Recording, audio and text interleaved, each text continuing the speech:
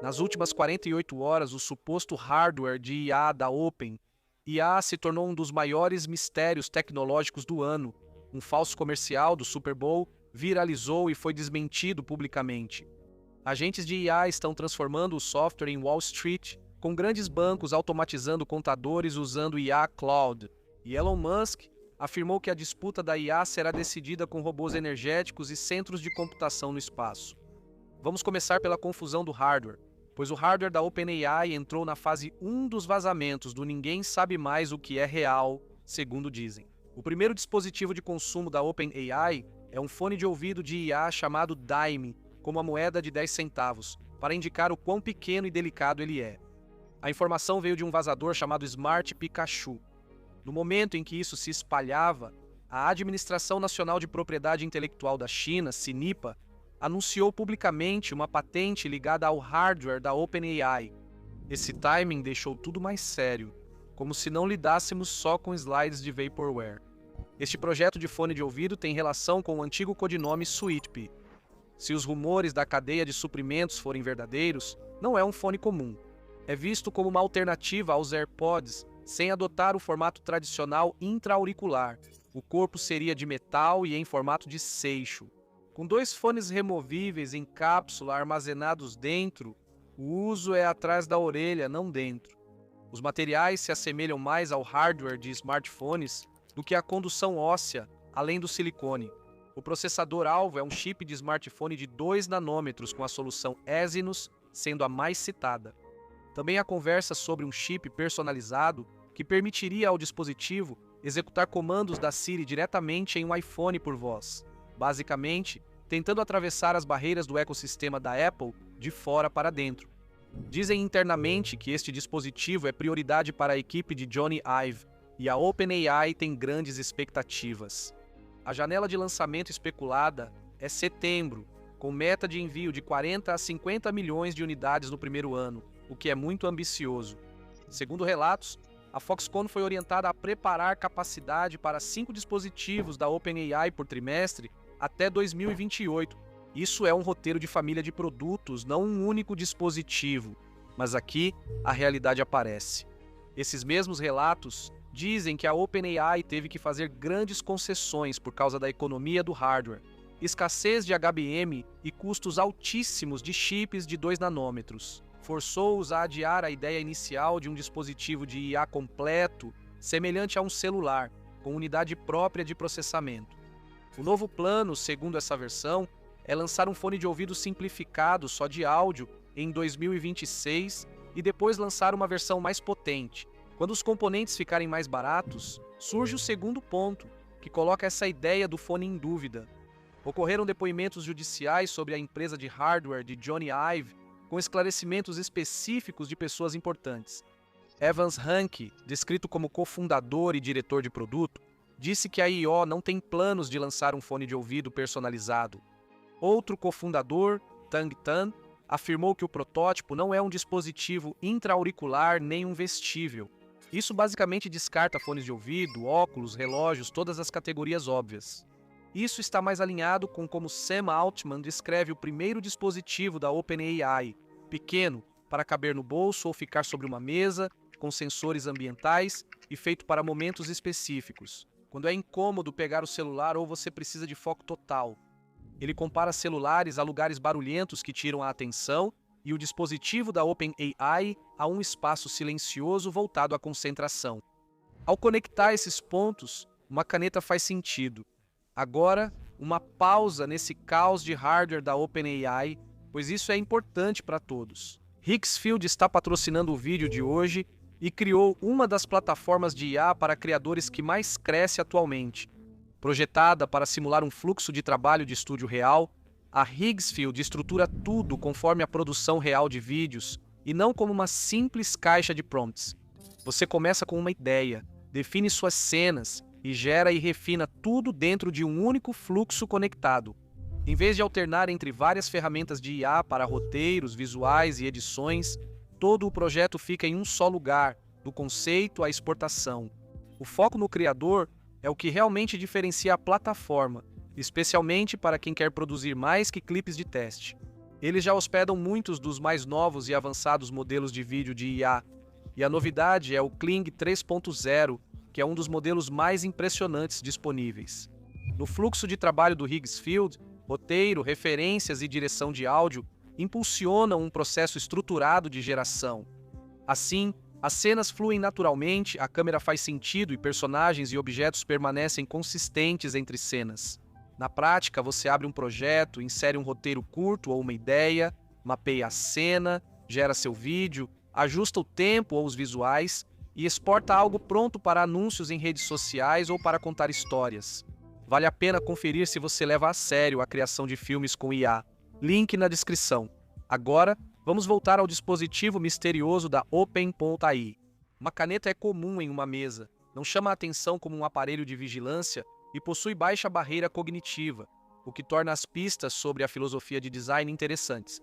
Jony Ive já disse que ama produtos muito complexos por dentro, mas tão atraentes por fora que as pessoas querem tocá-los e até brincar com eles. Um ótimo design faz as pessoas quererem lamber e morder o objeto.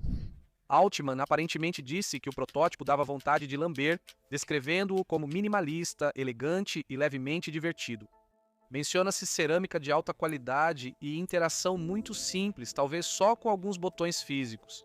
Então você observa os hábitos deles. Ive é um colecionador sério de canetas, com canetas tinteiro, monograpa vintage e canetas Hermes, desenhadas por Mark Nilsson. No início da carreira, ele ganhou dinheiro desenhando a caneta TX2 e também trabalhou no Apple Pencil, tornando tecnologia em formato de caneta familiar para ele.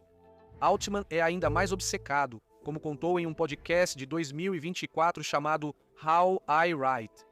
Ele disse que é um anotador compulsivo, terminando um caderno a cada 2 ou 3 semanas. Ele recomendou canetas específicas, Uniball Micro 0,5 e Muji 0,36 ou 0,37 de preferência, com tinta azul escura. Em 2018, ele escreveu que prefere listas em papel por serem fáceis de editar e aceitáveis de consultar em reuniões. 2 nerds de caneta criando uma caneta com IA, sinceramente, parece menos louco do que brincos de IA. Seja qual for o formato, uma coisa é certa, a voz é central. A reportagem disse que a OpenAI está acelerando o desenvolvimento do modelo de áudio para esse dispositivo. Nos últimos 2 meses, as equipes de engenharia, produto e pesquisa teriam sido unificadas para melhorar a interação por voz. Dizem que o modelo de áudio de próxima geração produz respostas mais naturais, semelhantes às humanas, com melhor precisão e profundidade.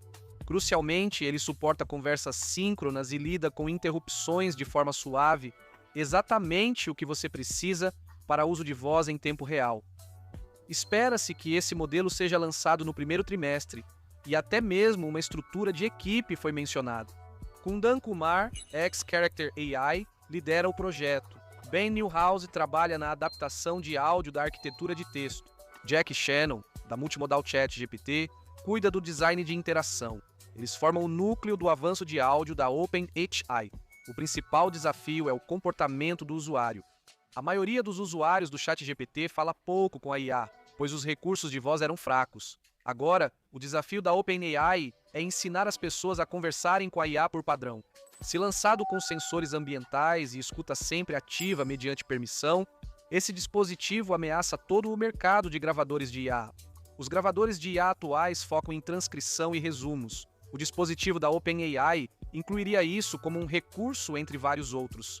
Assim como smartphones substituíram tocadores de MP3, um dispositivo de IA multifuncional pode eliminar aparelhos de IA de uso único. O modelo de negócios é óbvio, hardware mais assinatura. A OpenAI poderia incluir serviços premium de IA no chat. A GPT quer avançar rápido usando sua escala e baixo custo de software. Depois, alguém trouxe uma reviravolta inesperada, porém plausível. Max Child, fundador da Volley, sugeriu que uma caneta de IA poderia ter um microprojetor na ponta para projetar imagens sobre a mesa, resolvendo a interação sem tela. O clipe teria microfone ou câmera para ler textos e entender o ambiente. Ao escrever uma fórmula, ele resolve. Ao anotar reuniões, ele cria e sincroniza tarefas. Digitaliza a escrita à mão em tempo real e vira um centro de controle para dispositivos próximos. Isso é um exemplo claro de fluxo de trabalho, não ficção científica. Enquanto a história do hardware repercutia, Circulou na internet um falso comercial do Super Bowl, supostamente vazado. Alexander Skarsgård com Johnny Ive e um dispositivo Orbi brilhante com fones de ouvido. A história veio de um funcionário frustrado em uma postagem no Reddit e era totalmente falsa. Greg Brockman chamou de fake news. A porta-voz da OpenAI, Lindsay McCallum-Rami, afirmou: era totalmente falso. A conta do Reddit era nova e, conforme dados arquivados, tentava abrir um negócio de contabilidade um ano antes. Também enviaram e-mails a influenciadores oferecendo dinheiro para divulgar o teaser falso. Um dos pagamentos foi de $1.146,12. Uma manchete falsa foi atribuída a um repórter da Ad Age e o diretor de marketing da OpenAI citou um site falso criado para sustentar a farsa. Não foi um troll aleatório, mas uma campanha coordenada. Enquanto os anúncios falsos se espalhavam, a OpenAI divulgou notícias reais, 4 grandes iniciativas em 2 dias. O principal destaque é o GPT-5.3 Codex. Esta versão combina a força de programação do GPT-5.2 Codex com o raciocínio do GPT-5.2, aumentando a velocidade de raciocínio em cerca de 25%. Ele gerencia tarefas longas, pesquisa, uso de ferramentas e fluxos complexos sem perder o contexto. O mais notável é que o Codex colaborou em sua própria criação. Foi usado para monitorar e depurar o treinamento, identificar problemas de infraestrutura, analisar interações e criar ferramentas de visualização. Engenheiros usaram para otimizar ferramentas, encontrar bugs de renderização e melhorar taxas de acerto de cache. Nos testes, ele construiu um classificador regex para analisar logs e resumir milhares de pontos de dados em 3 minutos. A OpenAI diz que isso mudou os fluxos de trabalho internos em 2 meses. Ele cria jogos completos, iterando com milhões de tokens, gera páginas web inteligentes e vai além da programação, produzindo documentos, slides, planilhas, PDFs e conteúdo visual. No benchmark verificado do sistema operacional World, ele atingiu 64,7%, subindo de cerca de 38% em modelos anteriores, aproximando-se da média humana de 72%. O uso de tokens por tarefa caiu mais da metade. E tem também o Web Server, um socket universal para agentes. Ele é construído sobre JSON RPC, com comunicação bidirecional via STDIO. Ele define 3 primitivas: item, menor unidade de interação, turno, ciclo completo de tarefa e thread, sessão persistente. Ele funciona localmente em ferramentas como Versus Code, na nuvem via HTTP e eventos enviados pelo servidor, e vai suportar agentes remotos em interfaces de terminal. Ele é apresentado como método padrão de integração da OpenAI, mais expressivo do que o MCP da Anthropic e mais abrangente do que SDKs anteriores. É open source com o Codex CLI. Terceiro, o Frontier é uma plataforma de agentes para empresas que preenche a lacuna da IA, já que os modelos são avançados, mas os agentes empresariais ainda carecem de contexto. O Frontier integra data warehouses, CRMs e sistemas internos em uma base de conhecimento comum. Permite que agentes usem ferramentas reais em ambientes seguros, apoia avaliação e melhoria contínuas, e impõe limites rigorosos de identidade e permissões. Empresas como HP, Oracle e Uber são usuárias pioneiras. Quarto é o Trusted Access for Cyber, que equilibra o uso avançado de IA para descobrir vulnerabilidades e prevenir uso indevido. Agora, a reação do mercado. Em 48 horas, ações de empresas de software foram duramente atingidas. Cerca de 300 bilhões de dólares sumiram nos mercados dos Estados Unidos, quase 1 trilhão no mundo ao incluir Europa e Ásia. O medo é simples. Agentes entregam resultados, tornando camadas tradicionais de SaaS menos necessárias. Depois, o Goldman Sachs afirmou usar o cloud para automatizar processos contábeis e de conformidade. Engenheiros da Anthropic atuaram no Goldman por 6 meses desenvolvendo sistemas autônomos de IA. Agora, 2 agentes gerenciam negociações, contabilidade, processamento, diligência prévia e integração de clientes. Milhares de cargos administrativos podem ser afetados, mas a liderança afirma que é uma desaceleração nas contratações, não demissões imediatas. A OpenAI afirmou que o desenvolvimento de software vive um novo nascimento. Internamente, as equipes estão migrando para fluxos de trabalho com foco em agentes, com objetivos como priorizar a IA para problemas técnicos, nomear capitães de agentes, realizar hackathons, manter logs MD dos agentes, compartilhar habilidades aprendidas, integrar ferramentas para acesso dos agentes, reforçar revisões de código, melhorar a observabilidade e projetar bases de código para iteração rápida da IA. A Wall Street apelidou de pânico SaaS Spocalypse. O cotrabalho com garras da Anthropic, adicionando 11 plugins, foi visto como agente substituindo o software, e não apenas auxiliando-o.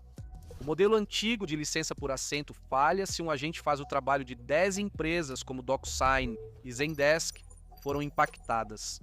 O investidor Jay Zhao, da Leonis Capital, afirmou que o SaaS superficial, baseado em interface de usuário, é o mais vulnerável.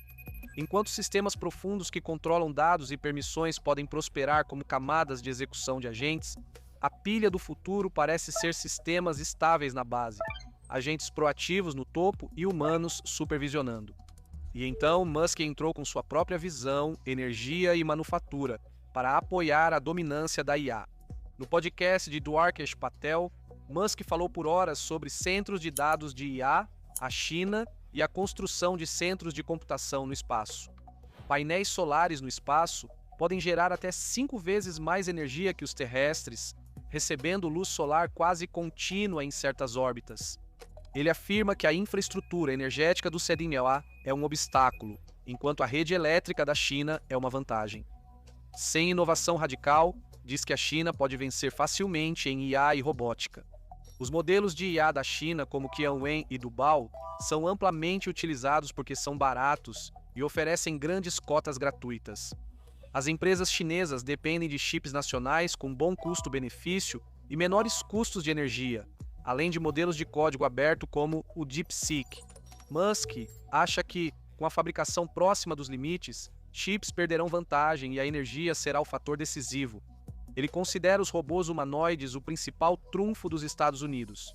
A China já lidera em robôs industriais, com mais de 50% das instalações globais em 2024 e 773 mil unidades produzidas em 2025, um aumento de 28% em relação ao ano anterior. No segmento de humanoides, a AMD/IA relata o envio de 13 mil unidades em 2025, sendo mais de 80% provenientes de empresas chinesas. A Deep Robotics enviou 5.168 unidades, representando 39%. A Unitree enviou 4.200 unidades, representando 32%. O Tesla Optimus está abaixo de 4%, sendo em sua maioria uso interno.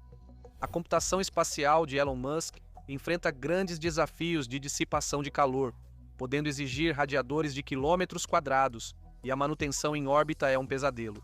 Confira o atual cenário do hardware misterioso de IA, vazamentos falsos, evolução dos agentes, mercados assustando bancos, automação do trabalho intelectual e bilionários, planejando data centers espaciais. Deixe um comentário se você ainda está respirando depois de tudo isso. Obrigado por assistir e te vejo no próximo vídeo.